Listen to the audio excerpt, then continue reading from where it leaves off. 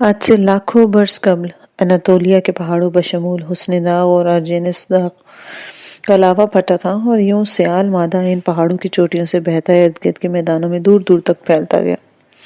کئی صدیاں اس لاوے کو سوکھنے میں لگیں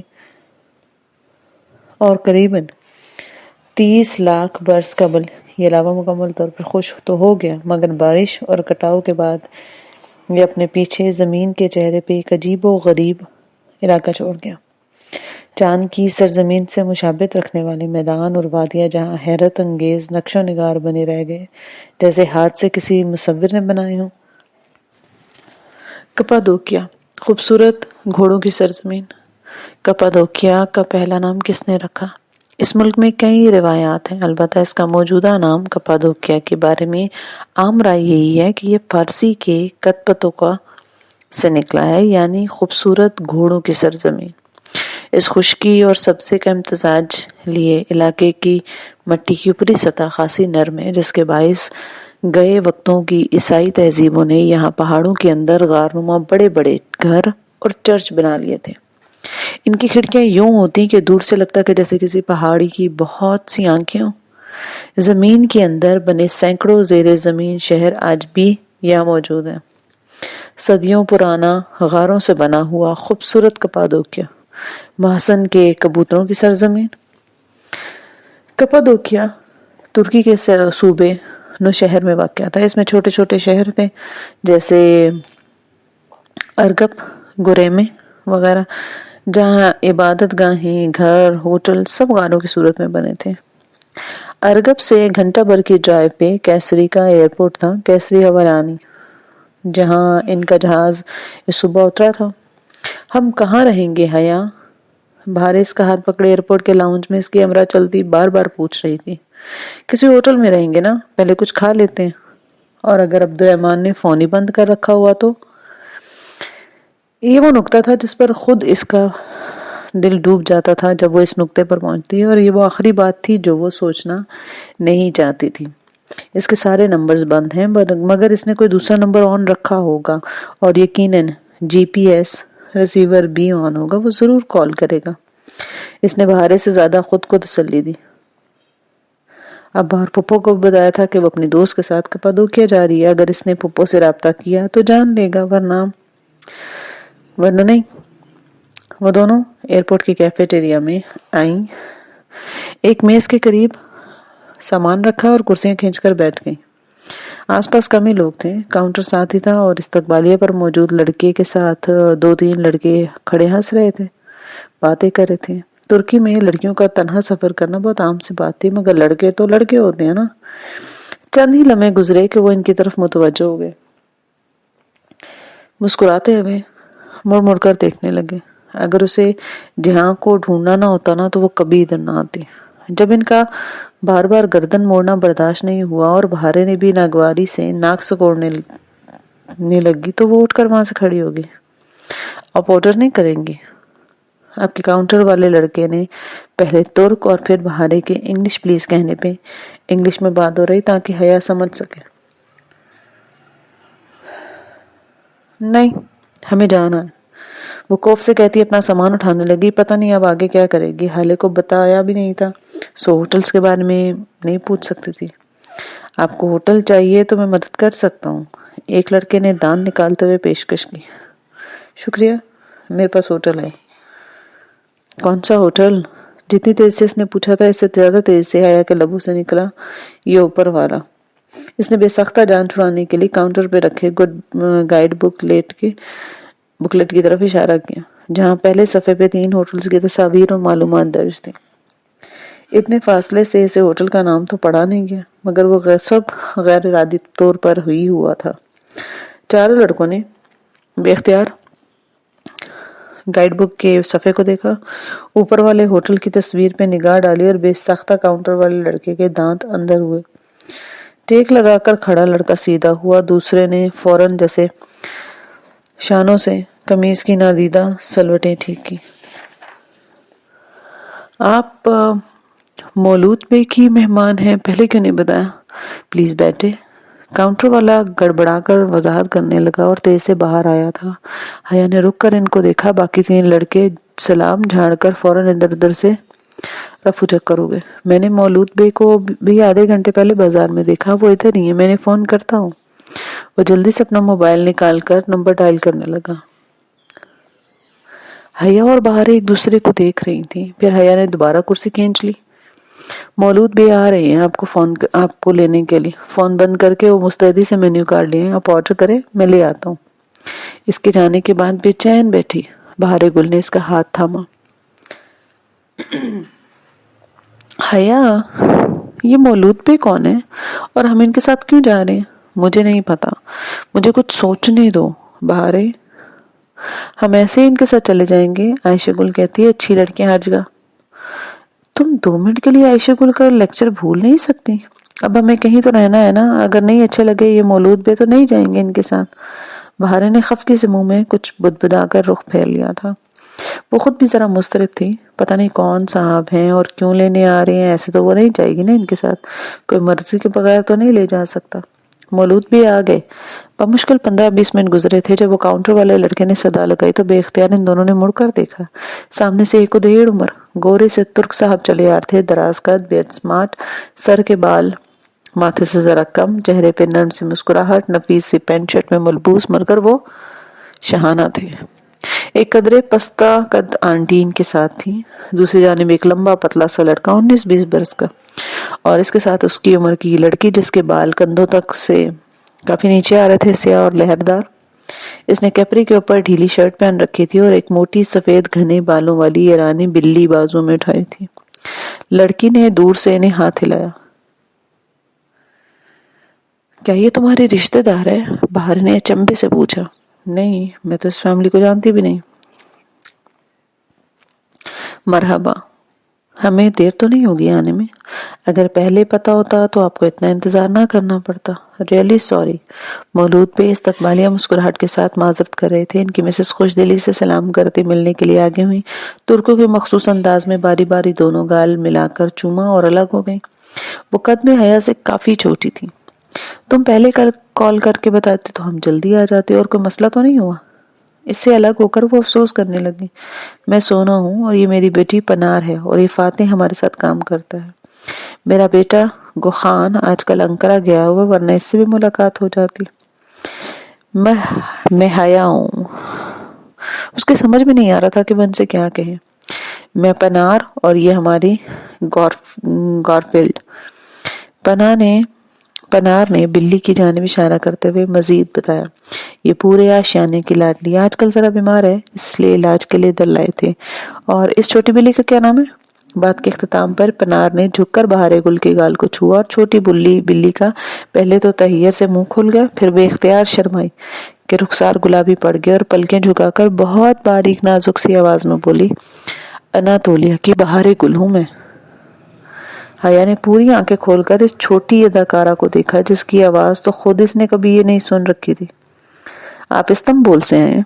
मौलूद बे पूछ रहे थे। मैं पाकिस्तान से हूँ और ये तुर्की में मेरे रिश्तेदार। बाकी बातें घर चल के करेंगे। फाते, आपा का सामान उठाओ, देखो वो कितनी थकी हुई लग रही है। आओ बेटा, कार बाहर है। मिसेस सोना अपने मेहमानों को मजीद थकाना नहीं चाहती थी। फाते सामान लेने के लिए आगे बढ़ा तो हया ने बेख्तियार बहारे को देखा। चलो जल्दी करो हया। ताज़ा ताज़ा तारीफ से गुलनार होती बहारे ने इठला कर इसकी आस्तीन खींची। हया ने गहरी सांस लेकर बैग फाते को थमा दिया। कहीं तो रहना ही था ना, और फैमिली रन होटल से ज्यादा अच्छा तो कोई हो नहीं सकता। वो दोनों इनके साथ बाहर चली आ गई जहाँ एक छोटी सी वैन खड़ी थी। से बेख्तियार अपना और डीजे का टर्की का पहला दिन याद आ गया जब अहमद और चुगताई ऐसी ही वैन में लेने आए थे। मौलूद बे का होटल अरगप में था। तकरीबन घंटे की ड्राइव थी। खिड़की के इस पार कपादोकिया का खुश्क इलाका नजर आ रहा था, पुरस्रार, खामोश, दुनिया से अलग थलग, गारों से बनी खूबसूरत घोड़ों की सरजमीन। दूर कहीं कोई हुस्न के 2 पहाड़ दिखाई दिए जो अपने अंदर का सारा अलावा सदियों कबल जमीन पे उंडेल कर अब सुकून से खड़े थे। डीजे को बहुत हसरत थी कपादोकिया देखने की। खिड़की से बाहर झांकते हुए बेख्तियार इसके लबों से निकला, फिर फौरन चुप होते। डीजे कौन थी? पनार जो बिल्ली को थपक रही थी बेख्तियार पूछ बैठी। मेरी एक दोस्त। मर गई है। ओ, जब तुम्हारी बिल्ली मर जाएगी तो वो डीजे के पास चली जाएगी। इससे पहले कि पनार कुछ कहती, बहारे ने बहुत समझदारी से पनार की मालूमात में मजीद इजाफा किया। बहारे गुल, बहुत हो गया। और फिर इसने माजरत की, सॉरी, ये बस ऐसे ही बोलती है। मगर पनार और मिसेस सोना हंस पड़े। ये छोटी बिल्ली कितनी प्यारी है ना। आज से गारफील्ड बड़ी बिल्ली और तुम छोटी बिल्ली हो। बहारे ने शर्माकर लब दांत से दबाए, इस बात में सर हिलाया और फिर देखा तुमने वाली फातिहाना नजरों से हया को देखा। हया ने गहरी सांस ली, सर झटका, ये लड़की बहुत पिटेगी इसके हाथों। आशियाना क्यू हाउस एक छोटा सा 2 मंजिला होटल था। नन्ही सी पहाड़ी को काट के बनाया गया। सामने से जैसे कोई बंगला लगता था। एक तरफ बाहर से जाती सीढ़ियां, ऊपर टेरेस, सामने सहन था। टेरेस और ग्राउंड फ्लोर दोनों के बरामदे मेहराबी थे। अंदर आधे कमरे पहाड़ को काट कर बनाए गए थे। वो कोई बहुत ऊंची पहाड़ी नहीं थी, होटल की छत से भी जरा कम थी। होटल की पुश्त इस पहाड़ी में गोया धंसी हुई थी। छोटा सा खूबसूरत सा आशियाना था।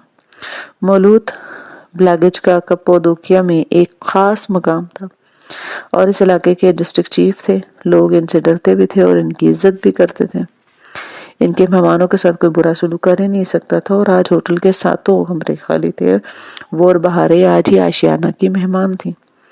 यह है तुम्हारा कमरा, मुझे लगा तुम्हें पसंद आएगा और अगर बदलना हो तो बता दो। मुतहरक सी मिसेस सोना इनको ऊपरी मंजिल के एक कमरे में ले। वो खाकी सुरमई संगमरमर से बना बहुत खूबसूरत कमरा था। कोनों में जर्द बल्ब लगे हुए थे। सारे जला दो तब भी कमरे में गार का नीम मध्यम सा अंधेरा बरकरार था। सुर्ख से कालीन का टुकड़ा फर्श पे बिछा हुआ था और इसी सुर्ख रंग का एक बड़ा सोफा खिड़की के आगे रखा हुआ था। डबल बेड पे भी गहरे मेहरून रंग की चादरें बिछाई थी। बेड की उकबी दीवार पे एक जालीदार गुलाबी पर्दा था जो आके होकर बेड की पायंदी तक गिरता और बेड पर सोने वाले को जैसे ढक लेता हूँ। बाहर टेरेस पे गोल गोल मेजें थी जिनके गिर्द कुर्सियों से बने फूल थे। वहां बैठकर तो देखो, खुला आसमान और सारा कप्पादोकिया दिखाई देता है। इतनी खूबसूरत जगह पे भी नामालूम सी उदासी थी। जी हाँ के बगैर इससे सब कुछ उदास लग रहा था और अगर इसने वाकई रिसीवर ऑफ कर दिया हुआ तो। मुझे ये कमरा पसंद है और मेरी छोटी बिल्ली को भी। बाजार बशाशत से मुस्कुराते हुए उसने मिसेस सोना को इत्मीनान दिलाया था। आशियाना शहर से जरा अलग थलग था, सो मौलूद बे ने कह दिया था कि वो जहाँ जाना चाहे वो इन्हें ड्रॉप कर देंगे। वो खालिस्तान मेहमान नवाज तुर्क खानदान था, वगरना होटल का मालिक जो शहर का डिस्ट्रिक्ट चीफ भी रहा हो, कहाँ अपने मेहमानों को ड्राइव करके लेके जाता होगा। मौलूद बे को पूरा कप्पादोकिया जानता था। इनके मेहमानों को किसी भी किस्म के टूर पैकेज पे खुसूसी डिस्काउंट मिल जाता। इनका नाम मौलूद, उर्दू लफ्ज नौमौलूद का मौलूद ही था। हमारे वो नाम जो दाल पे खत्म होते हैं तुर्क उन्हें ते पे खत्म करते हैं। वो अहमद को अहमद, बुलंद को बुलंद और मौलूद को मौलूद कहते हैं। और ऐसे ही हमारे नाम हैं जिनके आखिर में ब आता है, तुर्क इनके आखिर में पा लगाते हैं। यूं तैयब से बना तैयब, अयूब से बना अयूब, जैनब से बना जैनब। वो सारा दिन कमरे में ही रही। फिर शाम को मिसेस सोना और फातिह शहर जा रहे थे तो इनके साथ चली गई। हया की ट्रेसर वाली डिब्बी पर्स में ही थी। अगर वो इधर हुआ तो जान लेगा कि वो इसके करीब है। पता नहीं दिल के रिश्ते ज्यादा मजबूत थे या इस जीपीएस के।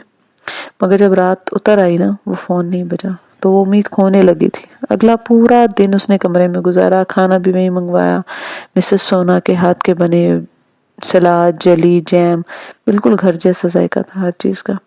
फिर भी वो बहुत बेजारी महसूस कर रही थी। बाहर जाना चाहती थी मगर इसने मना कर दिया था। क्या अब्दुर्रहमान कॉल नहीं करेगा? बहारा ने सुबह से कोई 10वीं दफा यह पूछा था। मुझे नहीं पता, फजूल बातें मत करो। तुमने अगर दोबारा मुझसे ऐसी बात की तो मैं यहाँ से चली जाऊंगी। मैंने कहा ना फजूल बातें मत करो। क्या कहा तुमने? वो जाते हुए तब कर पलटी, नहीं बताऊंगी। बाहर इतनी गुस्से से कहते हुए टेरेस की तरफ चल गई। रात में मिसेस सोना ने बुलाने आ गई कि तुम लोग सुबह से कमरे से निकली, तबीयत तो ठीक है? नहीं, असल में एक दोस्त ने इस्तांबुल से आना था, इसका इंतजार कर रहे थे। वो आ जाए तो मिलकर आपका कप्पादोकिया घूमेंगे। इसने जल्दी से वजाहत दी। پھر ان کے اصرار پر دونوں ڈنر کے لیے نیچے چلی گئیں۔ نچلی منزل کا ڈائننگ ہال پتھر کی دیواروں سے بنا مدھم سا روشن کمرہ تھا۔ 2-4 میزیں کرسیاں رکھی ہوئی تھیں، دیواروں کے ساتھ فرشی نشست کی طرز کے زمین سے 2 بالشت اونچے پتھر کے صوفے بنے ہوئے تھے جن پہ میرون ترک قالین بچھے ہوئے تھے۔ اس نے بھی اسی میرون شیڈ کا اجرک کا کرتا اور سیاہ ٹراؤزر پہن رکھا تھا، اوپر سیاہ حجاب۔ اسے حجاب سے کھاتا ہوا دیکھ کر ٹرے اٹھائے حال میں داخل ہوتی پناہ ٹھٹک گئی، پھر کاؤنٹر پہ کھڑے فاتح کو پکارا۔ فاتح تم کچن دیکھ لو، وہ کمفرٹیبل نہیں ہے، اس نے انگریزی اور ترک دونوں میں کہا کیونکہ فاتح کی انگریزی کمزور تھی۔ فاتح جی آپا کہتے ہوئے تابعداری سے وہاں سے ہٹ گیا تھا۔ تھینکس۔ کھانے کے بعد وہ دونوں آگے پیچھے سیڑھیاں چڑھتی اوپر واپس آ گئے۔ اس کے پاؤں درد کر رہا تھا سو وہ آتے ہی بستر پر لیٹ گئی اور پیچھے دیوار سے لٹکتا جالی دار پردہ اپنی پائنتی تک پھیلا دیا۔ اب چت لٹے وہ اس چھت گلابی جالی کے پار دکھائی دے رہا تھا۔ حیا کہ تم اسے ناراض ہو؟ ساتھ لیٹی ہوئی بہاریں تھوڑی دیر بعد کھسک کر قریب ہوئی۔ حیا نے گردن ترچھی دے کر اسے دیکھا۔ کیوں پوچھ رہی ہو؟ کیونکہ عائشہ گل کہتی ہے کہ کسی کو ناراض کر کے نہیں سوتے، کیا پتا ہم صبح جاگے ہی نا۔ نہیں، میں ناراض نہیں ہوں، میں بس پریشان ہوں۔ تم پریشانی میں یوں غصہ کرتی ہو؟ ہاں، اور تم کیا کرتی ہو؟ میں آسمان میں اڑتی ہوں عدلار کے بگلوں اور سلطان احمد مسجد کے کبوتروں کے ساتھ۔ کیا تمہیں یہ کرنا آتا ہے؟ حیا نے چند لمحے اس کے معصوم شفاف چہرے کو دیکھنے کے بعد نفی میں سر ہلایا۔ بچپن میں کتنا پیارا ہوتا ہے نا، کندھے اور دل بہت سارے بوجھ سے خالی ہوتے ہیں۔ میں تمہیں سکھاتی ہوں، آنکھیں بند کرو۔ حیا نے آنکھیں بند کی۔ وہی ایک شخص اسے ہر جگہ نظر آتا تھا۔ تکلیف کا احساس جیسے سوار ہو گیا تھا۔ اب تم آہستہ آہستہ ہوا میں اڑ رہی ہو، اوپر، بہت اوپر تم اڑ رہی ہو۔ ساتھ ہی وہ دبے قدموں بستر سے اتری۔ حیا نے پلکوں کی جھرری سے دیکھا۔ وہ احتیاط سے بلی کی چال چلتی سوئچ بورڈ تک آئی اور پنکھا فل چلا دیا، پھر وہ اسی طرح واپس آ گئی۔ دیکھو اب تم ہوا میں اڑ رہی ہو، دیکھو ہوا چل رہی ہے، آنکھیں مت کھولنا ورنہ نیچے گر جاؤ گی۔ اس نے بند آنکھوں سے اس بات میں سر ہلایا۔ اگر زندگی کا کوئی فیس، کوئی خواب تھا تو واقعی وہ نیچے گرنے کے خوف سے آنکھیں نہیں کھولنا چاہتی تھی، مگر حقیقت تو ہمیشہ نیچے ہی گراتی ہے نا۔ اس نے ایک دم سے آنکھیں کھول دی۔ ہاں، یہ کیا کیا؟ دیکھا نیچے گر گئی نا۔ بہارے نے بوکھلا کر احتجاج کیا اور پھر پھرتی سے اٹھ کر پنکھا بند کیا۔ ہوا سے گلابی پردہ پھڑپھڑانے لگا تھا۔ اللہ تمہیں سمجھے، وہ خفگی سے کہتی ہوئی واپس آ کر لیٹ گئی۔ کیا تم نے نماز پڑھی ہے؟ وہ نماز کے لیے اٹھنے لگی تو بہارے سے پوچھا۔ بہارے نے جٹ خود پہ بیڈ کو کور تان لیا۔ ہاں میں ابھی پڑھتی ہوں۔ او میری آنکھیں بند ہونی، کھلی نہیں رہی۔ او حیا سر جھٹک کر آگے بڑھ گئی، پھر وضو کرنے لگی تو فون بجنے لگا۔ روہیل کالنگ۔ اس نے کال موصول کی۔ کب آ رہی ہے تم؟ یہ مت کہنا کہ تم مجھے مس کر رہے ہو۔ وہ تو خیر نہیں کر رہا، مگر ابا چاہتے کہ میری شادی کی اناؤنسمنٹ کریں، ایک ولیمہ ریسپشن دیں، لیکن جب تم اور جہاں آؤ گے تبھی فنکشن ہوگا۔ Good for you. بس کچھ دن تک آ جاؤں گی۔ اس نے بہت سارے آنسو جو ہے نا وہ اپنے اندر اتارے تھے، کتنے دعوے سے کہہ کر آئی تھی کہ جہاں اور وہ ساتھ آئیں گے، مگر وہ تو کہیں تھا ہی نہیں۔ فون بند کر کے اس نے وضو کیا، پھر وہیں جائے نماز ڈال کر نماز پڑھی۔ سلام پھیر کر وہ دعا کے لیے اٹھے ہاتھوں کو یوں ہی دیکھنے لگی۔ دعا، کتنا عرصہ ہوا ہے نا جب اس نے دعا مانگنی چھوڑی تھی۔ جیسے ڈی جے کے لیے مانگی تھی ویسے پھر کبھی نہیں مانگی۔ کچھ تھا جو ڈی جے کے ساتھ ہی مر گیا تھا۔ پھر معافی مانگی، استقامت مانگی، مگر دنیا مانگنا چھوڑ دی تھی۔ لوگ، رشتے، ناتے، یہ سب دنیا ہی تو تھی، اور یہی سب کو چاہیے ہوتا ہے۔ اسے بھی چاہیے تھا۔ پھر لبوں پہ آ کر ساری دعائیں دم کیوں توڑ جاتی ہیں؟ ایسا کیوں لگتا ہے کہ معافی ابھی ملی نہیں؟ وہ گمسم سی اپنی ہاتھوں کی لکیروں کو دیکھنے لگی۔ اللہ تعالیٰ کے ساتھ بھی کتنا مبہم سے تعلق تھا نا۔ یہ خواہش تھی کہ میں اسے اچھی لگوں، میں اس کی مانوں، مگر مجھے اس پر کتنا بھروسہ ہے، کتنا اعتبار ہے۔ یہاں آ کر زندگی جیسے خالی جگہ کا سوال بن جاتی ہے۔ پورے فکرے کے درمیان ایک خالی جگہ تھی۔ ادھر کون سا لفظ لکھنا ہے؟ اس جگہ پہنچ کر وہ ہمیشہ بھول جاتی تھی۔ کون دعا مانگے بنا